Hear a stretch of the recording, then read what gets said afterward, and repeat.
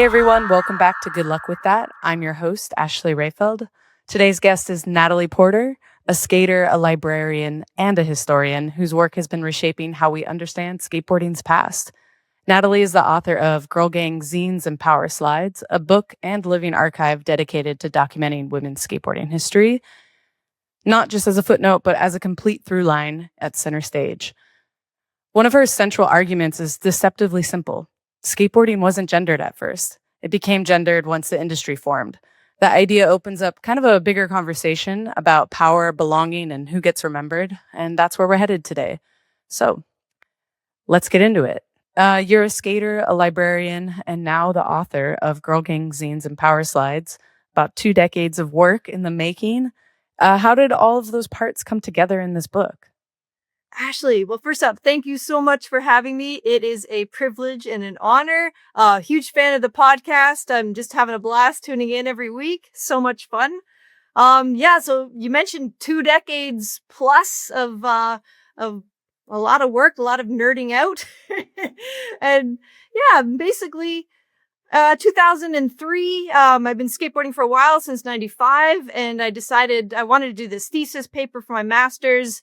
And I decided to focus on women in skateboarding. And someone tried to talk me out of that, thought I was too narrow, and thank God I didn't. This thesis paper emerged. There was an initial chapter just on skateboarding history, and I wanted to take it further. At first I tried to pitch it as a book, and I was told by some publishers like, oh, we already have a book on skateboarding. And I'm like, no, this is different. This is like a whole different perspective.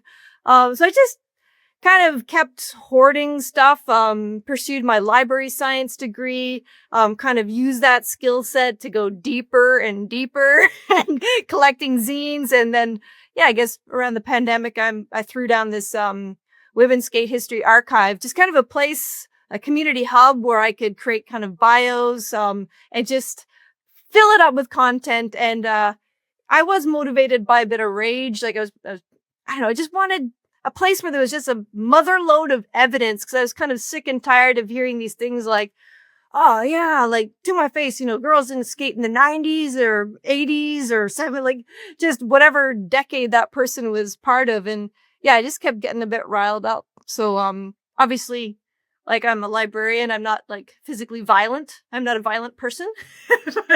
But I needed like to channel this rage. So that was the archive, and that was kind of the foundation of this book where I just kind of started to really dig in. You're a librarian and you know how to research things, but what were some of the themes that kept popping up? Well, it is kind of fascinating how almost like every generation of skateboarders, because we know that skateboarding ebbed and flowed, the industry went through highs and lows. So each new generation comes along and they think like, we are the pioneers, we're the ones, we are it. And they're often sort of isolated, scattered about, and then they find each other. And there's sort of this, also this ongoing thing of DIY, like the industry, male dominated, is not going to do it for us, do anything for us. So this is a pattern that repeats over and over, like, and globally as well, not just in North America. Like, oh gosh, there's a gatekeeper at this magazine. I gotta get myself out there. I'm gonna create my own zine. The contest organizers aren't permitting me to join in. I'm gonna create my own contest. So this kind of repetitious stuff happens over and over. I do want to kind of tie things together. I wanted to see some threads, some patterns in this history. And there's different changes too, depending on bigger picture historical context. Like, I think in the last episode, or maybe a couple of ones ago, you were talking about like the 60s, 70s. There's like women's lib, there's a civil rights movement. There's all this like really powerful change making stuff. And then boom, economic recession. There's a retaliation. There's backlash. Like, men want their power. White men want their power back.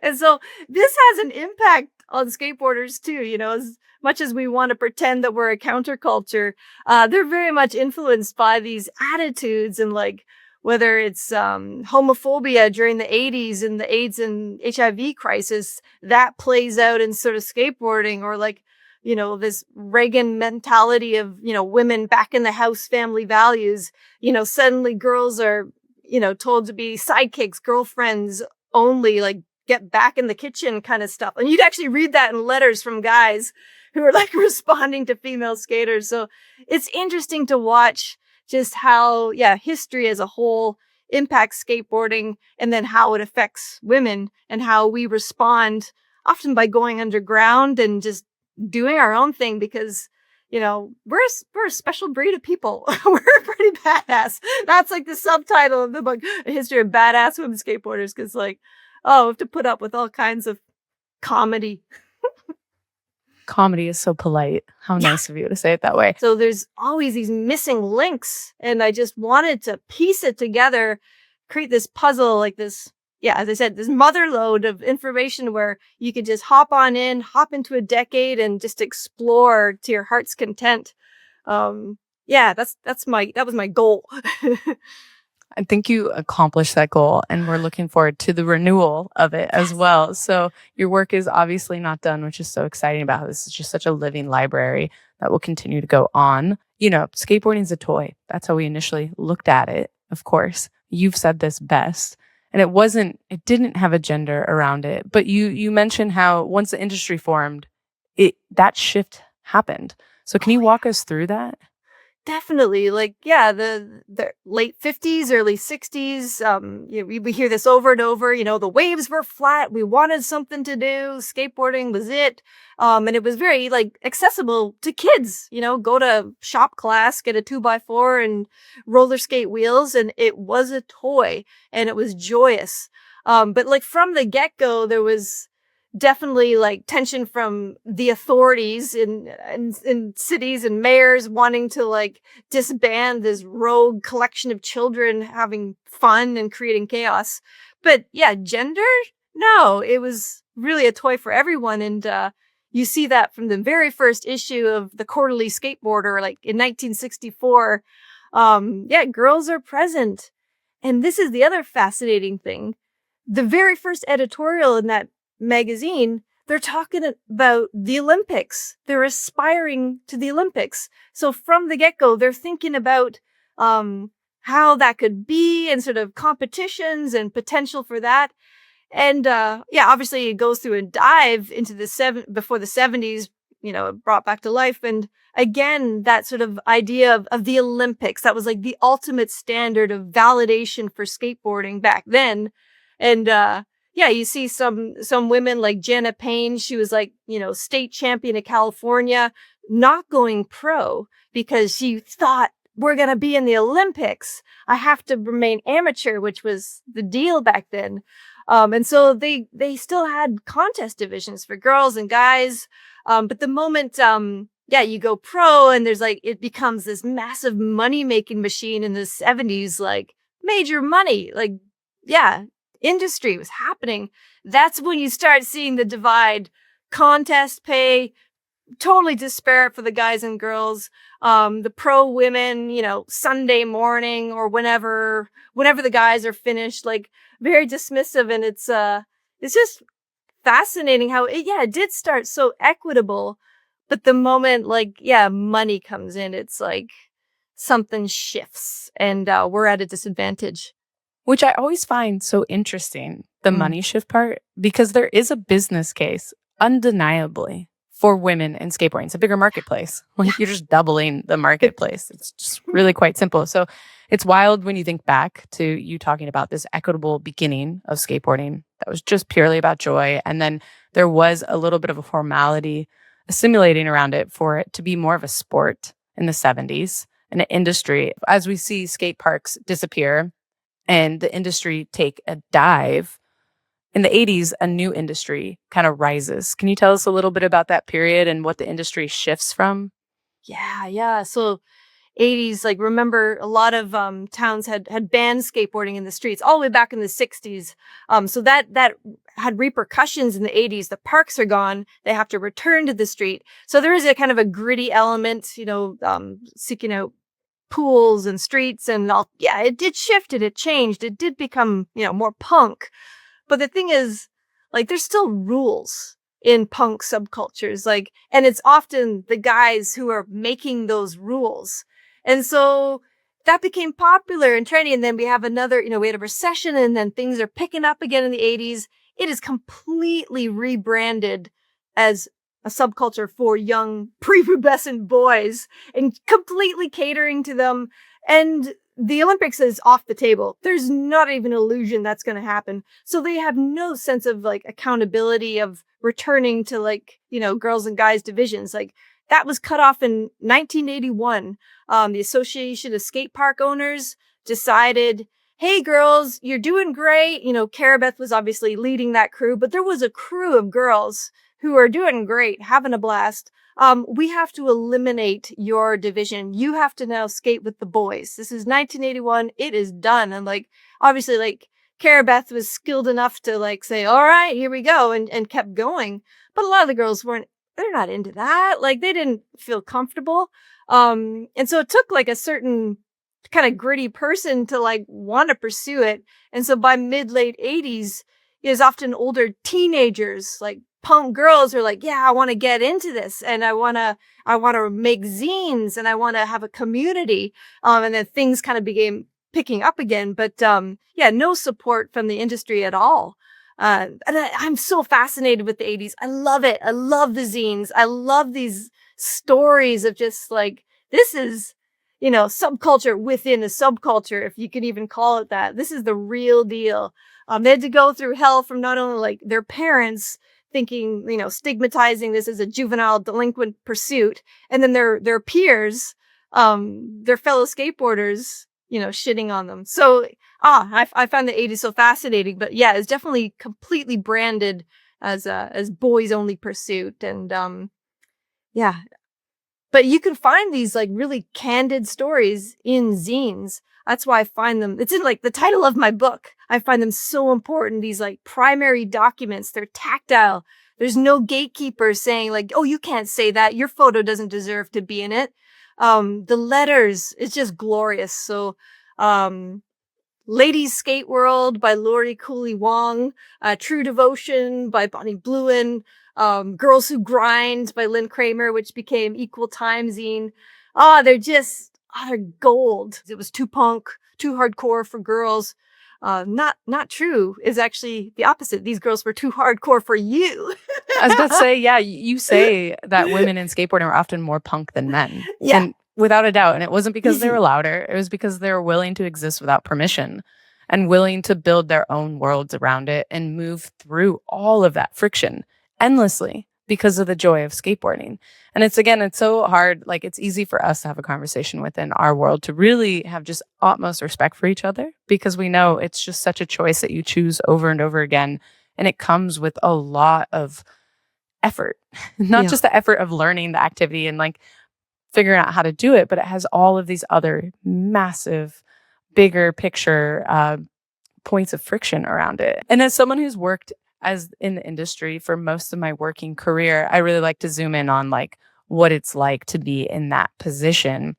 But I find it so, interesting where it's like, yeah, this is skateboarding, anti-authority, so badass, like against the rules, but it polices itself, kind of cannibalizes itself Completely. Quite often, so contradictive from its punk ethos. Yeah. We see these young new groups of kids that are so much more expansive in how they look at gender identity, how they look at belonging. It's like it brings this beautiful like full circle back to that spirit of skateboarding and really where this thing got started. And yet like the core industry rejects it so much. This pipeline of young men that started off punk and inspired to almost conservative is this really interesting, rigid place that skateboarding is currently in. Do you see any of that right now from your observations of like past to present and what's going on within the industry and just the general conversation?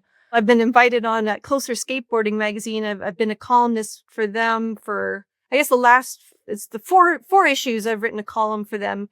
And I think there's like a little hint of like nostalgia and also a desire to kind of rectify the past. And you see that with Thrasher magazine and, a few individuals now on the cover, like Alyssa Steamer and I don't know. So I think there is a desire to change. I'm trying to convince myself of it, at least. Yeah.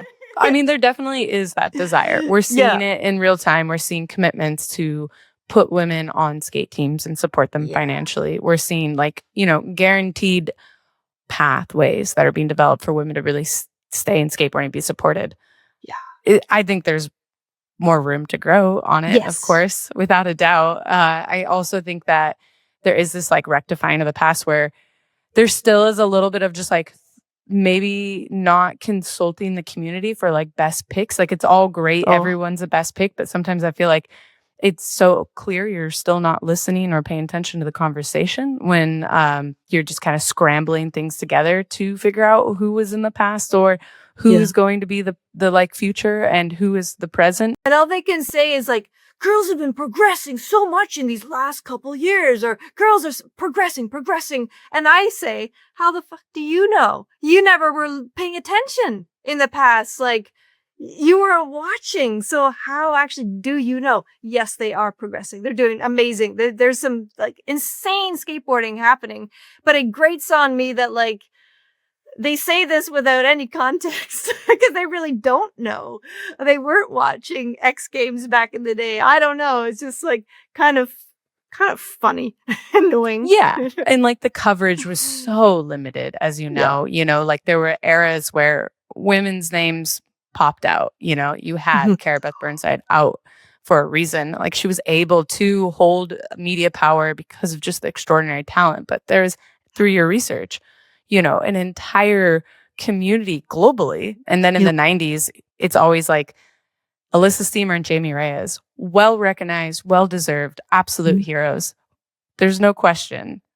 But why were those the only two women we were talking about in that I time find it period? interesting because it's almost like the skateboard industry, I think they were aware, maybe they were aware that there was tons of other women skateboarding, but it served the industry well to tokenize just some individuals.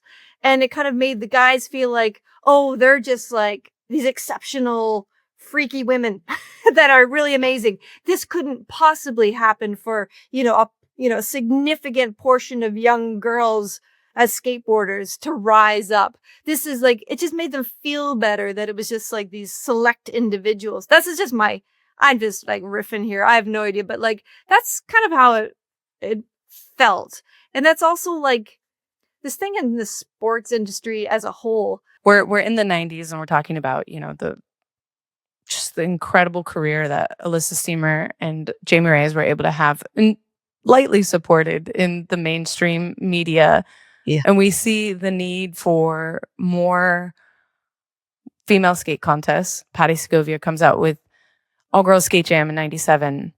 Do you think, I'm curious to get your take on the late 90s into the early 2000s when we saw a little boom around women's skateboarding. We saw Yeah. Rookie, we saw Galas step up, we saw young guns who were inspired by Alyssa and Jamie, like Vanessa Torres and Amy Carone and Lauren Malika. And we just saw this like really incredible group of young girls with a camera behind them, aka Lisa Whitaker. It wouldn't be an episode of Good Luck with That if we don't talk about Lisa Whitaker. So I'm curious, what do you think was going on in culture in late 90s, early 2000s, and why did that little like blip of hope kind of happen in that moment? Well, I'll give props to the Riot Girls. Like, we kind of have to look at these other movements that are happening. So early 90s, Riot Girls, Pacific Northwest were like, we're sick of being raped, being like ostracized from the punk scene. They also, created zines, they created community, created like safe spaces, the Riot Girl Conference in 1992. A lot of anger. They were making themselves known and their issues and their frustrations. And there were quite a few Riot Girl skateboarders as well. You see the zine Gunk by Remdasha Bixim, just an amazing black skater punk badass who had their own zine and was calling things out and just like, so that became, there was a lot of hype around the Riot Girls, but they resisted being kind of corporatized.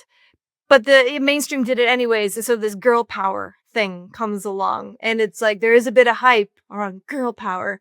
And, there's money there as well. So I don't know what's going on, but like, I think it started to occur to some of these, companies. I think, yeah, Galas and obviously Rookie had great intentions. Like they got it. They were like elevating a team of women and, yeah, Rookie especially, because they had a really cool vision with a very equitable, group of skaters in New York. So yeah, I think they were channeling this movement, that I equate with the Riot Girls. And yeah, from there, like, yeah, people were trying things out. And unfortunately, like, you kind of hear rumor, like, I did quote Ed Templeton in an interview who kind of felt like his experiment with Alyssa was a failure. And this was, I think, around 2001, he was quoted as saying that. And the reason was because, like, the guys weren't buying her board.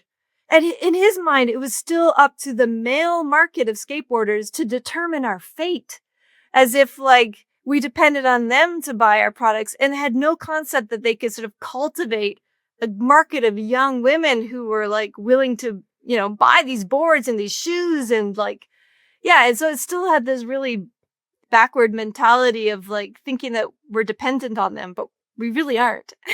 Yeah. And the shrink it and pink it era, it just wasn't like, again, it was an industry deciding what they thought would be the way to market to women. And it was a short blast at best. It was like, we're going to do this because, yeah, we're curious. Like there are women skateboarders here. We have these professionals that we can market on the backs of. So let's do that. But the way that they went about it was, yeah, shrink the t-shirt, make it smaller for it to be a woman's t-shirt, make it pink. We saw that with Alyssa's, Etnies shoe. Like as a skateboarder who was influenced by when I came into skateboarding as a young, teenager, 13 years old, and looking for people that looked like me. It's like the gaze was maybe miscalibrated. And then the commitment was deeply miscalibrated. Men's skateboarding, a bunch of 18-year-olds who were like, we can do it bigger, better, and defiantly punk in their own ways to start their brands with their friends, failed again and again and again. In fact, the skateboard industry has had many crashes and companies that have gone defunct or resurrected. And so it's so interesting, the determination and the willpower and just the ego driving through failure. But when it came to women, that bottom line, we didn't see those boards sell, so it was a failure. It was just like a lack of commitment, really. And we're starting to see a bigger commitment. I was literally just having a conversation with, do you remember Louisa Menke? Yes, of course. Yeah, so Dutch Algerian skater. She was the first European pro woman with a signature board in 2003. And so we were just talking up her experiences, and she was remembering how, it was great. She was on certain companies that I won't name. And yet they would continue to use models in the advertisements of products that, she was representing, and, busting her ass on, handrails and like, blood, sweat, and tears. But they would still resort to models. And it was so hurtful to her. Like she almost felt, like second best. And then she said, like, she'd go into the offices of these companies and there'd be like, women working in the office getting paid better than her as, the pro athlete. And how messed up was that? Yeah, she just said that was so hurtful at that time. Kind of messed with her head a little bit. We're talking about someone who was a professional skateboarder in an era that wasn't just at your fingertips through Instagram. So to figure out where that female skateboarder was and where they lived globally, somehow I knew if you were a female skateboarder, I knew where you lived. I knew what country you were representing, essentially. And I had some awareness to you pre-internet. And that's all through the community and through zines. So you want to talk about how also that must have been the case for you as well, and just talk about the power of the communication of zines. Oh my gosh. I guess last year, a year before, one of the subscribers to Equal Time Zine gave me the mailing list, all the addresses of all like these, 250 members of the Women's Skateboard Network in 1989. Like they were like serious pen pals, long distance phone calls, so expensive. Snail mail. That's what they had. But yeah, they knew each other. Everyone, you just know. And like, that's been my gig. Like obsessive with lists and names, and I've just kept a record since the 90s of like anytime a name, someone popped into my radar, a rumor of someone's sister who used to skateboard, like I'd keep track of it. And then I remember receiving my first zine, which was Villa Villa Cola in 1997. I think some of my friends were able to go down to the all-girls skate jam. I did not, because I am a nerd, and it was in September and I was in university. I was like, so sad. Didn't get to go. So they brought back the zines, and then that crew came up for Slam City Jam, and we competed with them in 98. And then we started to, the internet was there, and we had internet forums, which were just awful. Anonymous little shits from around the world of skateboard. You can only imagine.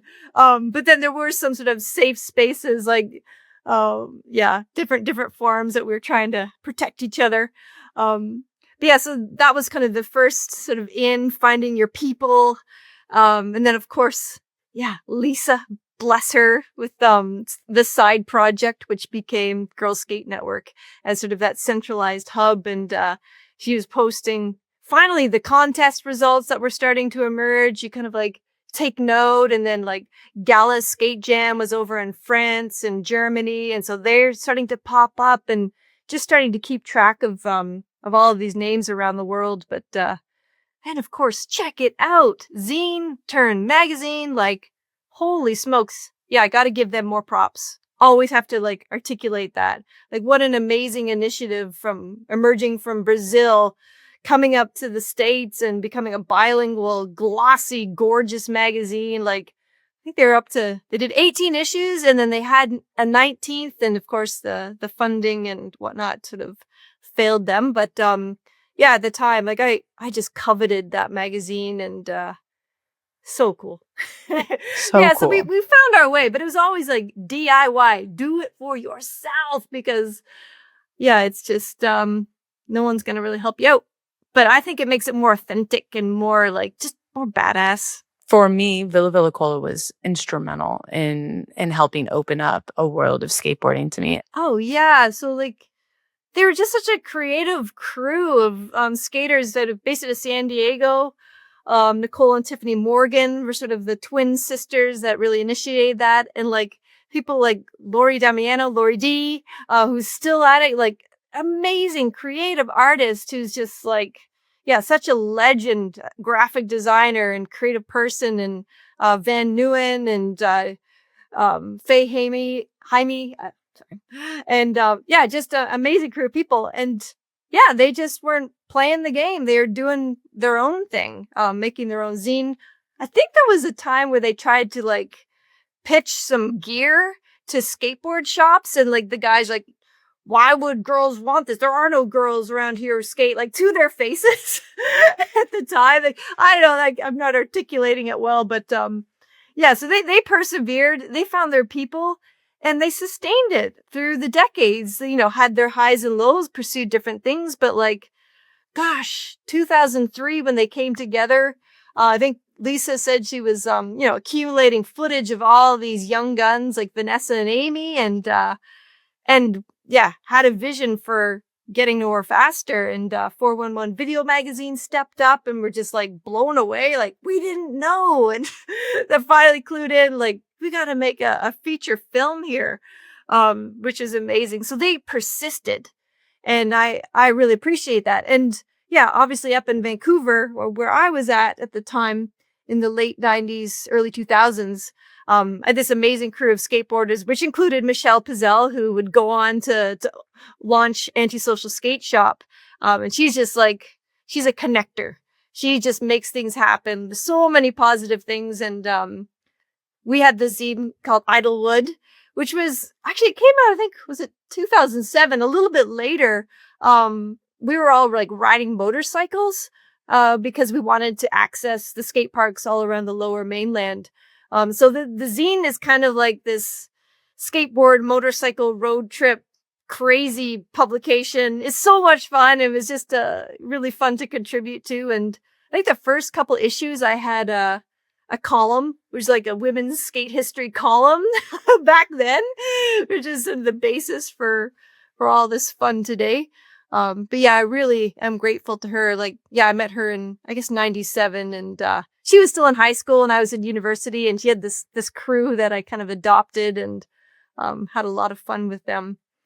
But yeah, zines were just this fun outlet, and they're tactile and they're not going to disappear. Like, it's really important to preserve them if you've got them and share them. And yeah, no copyright. Usually you can just photocopy and send it off to your friend, and just the antithesis to other magazines that are dependent on ads and content, and they can use that as a justification for excluding women, which has happened over and over.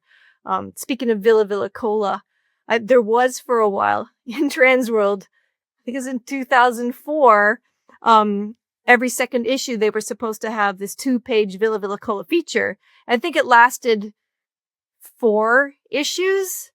And then Lori was told, we have to give room to ads. We can't afford those 2 pages dedicated to girls. You said yourself, like, you had to get through a little bit of anger through this book. And as someone, I can relate so much to that, especially because I've had to sit through meetings where it's like, what wasn't said was the problem, or what was said was the problem.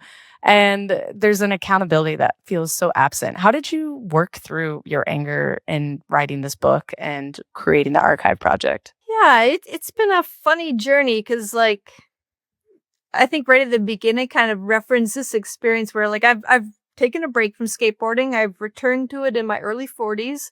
I'm at the skate park. I'm chatting up this guy's skate dad. He's got his daughters there practicing, and just like making small talk, like, oh, stretching, wearing wrist guards, blah, blah, blah. And then just turning to me and like, when I was skateboarding, learning to skateboard in the 90s, there were no girls. And like, I just told him about my crew, Michelle, Pizzelle, back in the early 90s, like not far from this guy. And I just was like shocked. I was like, and he told me like girls didn't start skating until like the women's battle of the barracks. I was like, that's like, what?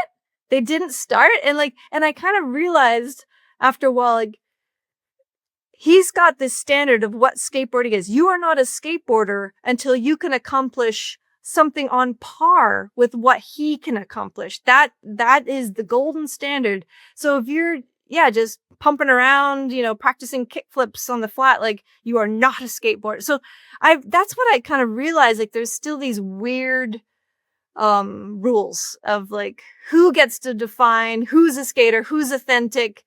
And it's just boring. It just infuriated me. I was like, is this for real? Are we still talking about this? That's so 80s. So boring. That's so 80s. It is really boring. What's it going to take, though, to move beyond that, like, just narrative? What do you think? What's it going to take for us to get there?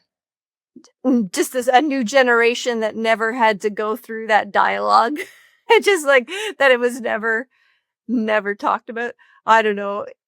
Yeah, it was super disappointing. And so that kind of like, prompted me, like, this person legitimately doesn't think there were women skateboarding before, 2019. So yeah, I got to work and started putting down my evidence, breaking up myths and stories and lies. I don't know.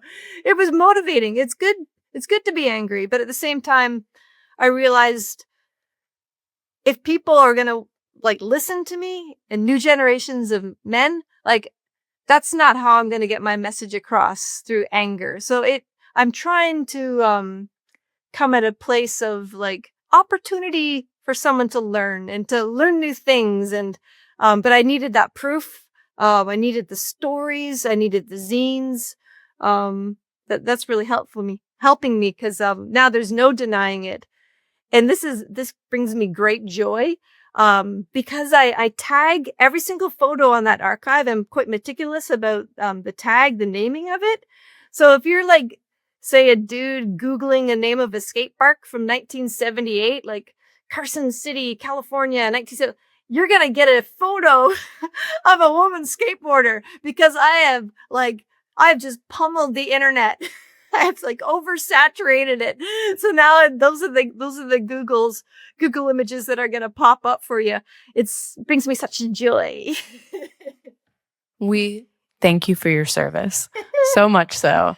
I love it. There's room in skateboarding. We have historians and archivists now. Yeah. Ted Barrow's doing an incredible job really using a framework that's never quite been brought in, talking about the materiality of skateboarding and the intersection of those land planners and architects, and just, again, the bigger societal context of what's occurring and how skateboarding just kind of intersected with that. And I think the structure of your book is really interesting and really incredible, how you're able to move through it in a really unique way. What inspired you to kind of create the storytelling that you were doing, and how you're doing it through the different layers, if you will? Yeah, so the intention wasn't to do like a traditional timeline. And also it's not intended to be like a who's who, because I've got the website for that. I can populate bios and sort of some statistics, contest wins on the website. That's a great place for it to go.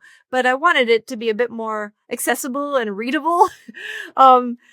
And yeah, my editor encouraged me to do first person, to kind of talk through my journey of anger to maybe a bit more contentment and optimism. So I go through this journey, and I also talk about how, as I connect with more of these women, because I had no intention of interviewing anybody. I like research, I like writing, I am a hermit, I'm a super nerd. But I realize, oh my God, I have to reach out, because there's literally no interview on KZ Zapata, for example, a skater in the 80s who was on SMA, and just such a cool person. So I had to be bold and reach out. So the reader is going to come along on this journey and how I go about doing that. My various beefs with Tony Hawk, and how I get through that and come to a place of peace. Yeah, I try to keep it entertaining, but there are also some darker sides to this story. I do get into Me Too stories. The 1970s is portrayed as some golden era of skateboarding, but there is a dark side. And more women are coming forward with some of their experiences, inspiring other women of that generation to talk things through. So I get into some dark stuff, but I'm just not going to shy away from anything, because honestly, I am a rogue librarian. I am not bound to anybody. Which is really freeing. I'm up north in Canada. I'm not even in the heart of it. Sometimes people think I live in LA, but no. And maybe that's to an advantage, because I am a bit disconnected. So I felt like I just talked pretty freely about things, and and tried to find threads to weave through and talk about history, talk about creating historical context, the problems with archival silence when only one story, one, pro skater who got all the sponsors and won all the contests, it's only his story that gets told in the history books. So yeah, really trying to challenge that.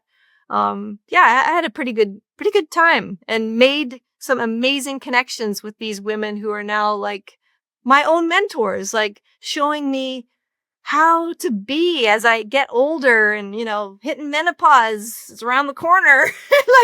They're just they're so incredible, and they have all these stories to tell, and not necessarily the big names like Carabeth. There's just such a diverse range of stories, and people who have different talents, organizing, meetups and contests and zines, not necessarily championship Olympic skateboarders, but so I had a good time, and I hope the readers enjoy it, and check it out. Where can we find your book? Where should we be buying your book? Tell us. Oh, technically you should go through your local indie bookstore. They can easily bring it in for you.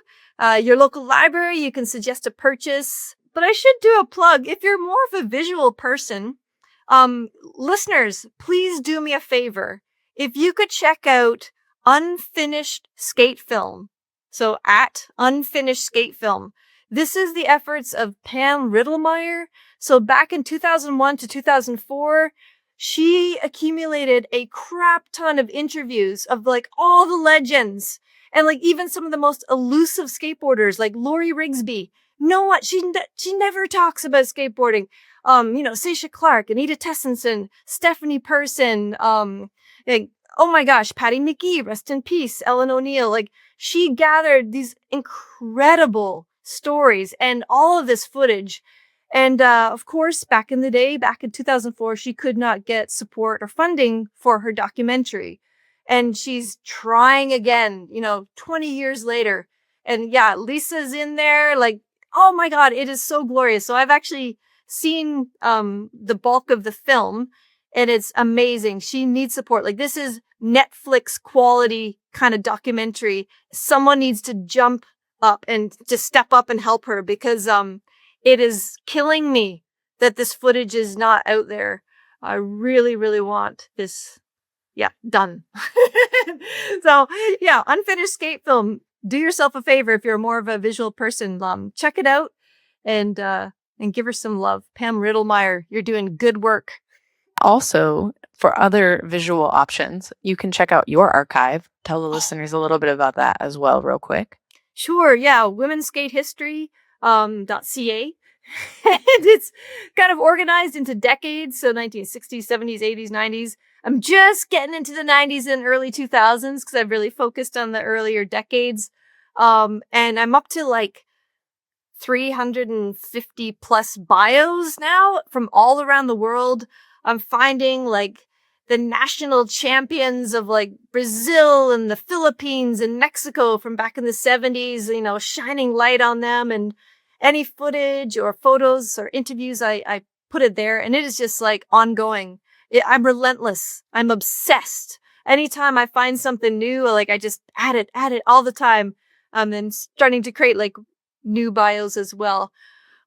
It's just ongoing. I love it. I have so much fun because it's winter right now, and it's raining and dark and miserable, and I need to stay connected somehow. And I'm really fortunate because like having the Instagram account as well. I do have this sort of mini nerdy community where people are looking out for me now and like sending me scans of zines and different pictures that I may not have seen. So it's been a real collaborative effort now. It's like kind of snowballing. It was originally just like me solo being just crazy psycho librarian, but now it's more, people are helping out, which is really fun. Crazy psycho rogue librarian. For those that are listening, if you're younger and feel intimidated by a zine or don't have access to it, can you encourage some listeners about like just the power of making your own zine and the simplicity of it? Definitely. Yeah. It's like, you can make it whatever you want. You can put like ridiculous horoscopes in it, recipes, photos, your rants, your letters, artwork. It's just limitless. And libraries collect zines. There are like designated zine librarians who want a record because it's like, it's tactile, and some, bizarre librarian 30 years later might stumble upon it and just like find it so fascinating. And it's just such a cool record, especially for communities that have been kind of ostracized through the years. And there's no one telling them that they can't do it because it's like DIY. Just photocopy it, share it with your friends, have a lot of fun. And don't worry about what anyone thinks. Go for Love it. It's not that hard to get published. You can do it yourself. So I love that. And we have a whole community. If you create your zine, tell us about it. We'd love to help promote it. We need more people telling stories about women and gender expansive skateboarding. So True. We are here for it. It's almost the end of the year. We're getting into the holiday, end of year wrap up feelings. Tell us about some of the things that are in 2026 for you and some of the things that are out in 2026. 2026. It's going to be so magical. What's in? You know what I'm actually kind of hoping for? Like, I've been consulted a few times on museums putting together really cool skateboarding exhibits, and I'm happy to do that. I'm really excited about that. But oh my gosh, I would love just like more dedicated exhibits about, maybe just women skateboarding. Why not? Like, I want to see that through. I want to just see, more broad perspectives, just more diversity. Because I do sometimes worry about those ebbs and flows, like when there is sort of an economic struggle. Often the first groups of people to be ditched are, women, LGBTQ, Two-Spirit plus. Like it's a bit nerve wracking. So I just hope that we don't resort to that we just, we dig deep into some of those like roots of anarchy, and use our power in our community to just challenge what's going on big picture where, political powers want us to feel afraid, to feel, I don't know, insecure, to feel powerless. But we're not. And, we're just going to keep getting creative, getting out in the streets, doing these fun things. Like, I've never been to Wheels of Fortune. I get to go to Wheels of Fortune for the very first time. I'll be there talking it up. I'm actually going to do a little history session, maybe some PowerPoint. I don't know. So there's going to be some good times ahead. I'm really, really excited. So that's in. Yeah, Wheels of Fortune is in. Cool museum exhibits. That's happening. Those are in. Those are in. Oh, actually, thanks to your podcast, I love to hear that Masugu is back.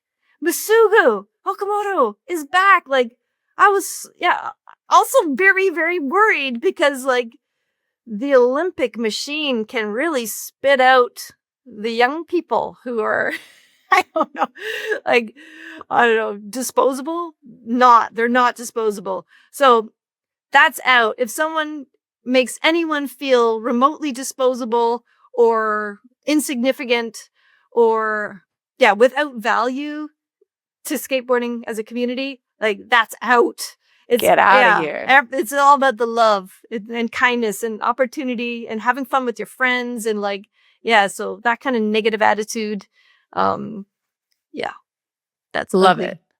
Okay. Those are some good ins and outs. I can truly get behind all of that. I'm so excited to see more of your work in 2026. Again, I'll post all the links for everyone to really tune in and get behind the archive. Go purchase the book. It's a great gift for Christmas. I feel like it can meet so many different people who maybe just haven't been a skateboarder, but this is so much bigger than that. And it's a really powerful book. It's exciting. Thank you. So check it out, please. It's such an honor to have you on our podcast. All right, everyone, that wraps up another episode of Good Luck With That with Natalie Porter. You can find us on @GoodLuckPod or wherever you get your podcasts. We'll be here next week, so tune in. Good Luck With That is an iHeart Women's sports production in partnership with Deep Blue Sports and Entertainment. We are your hosts, Ashley Rayfeld, Nora Vasconcelos, and Alex White. Our executive producer is Jesse Katz. Produced by Tari Harrison, Daniel Goodman, and Grace Fuse. Listen to Good Luck With That, a skateboarding podcast on the iHeartRadio app, Apple Podcasts, or wherever you get your podcasts.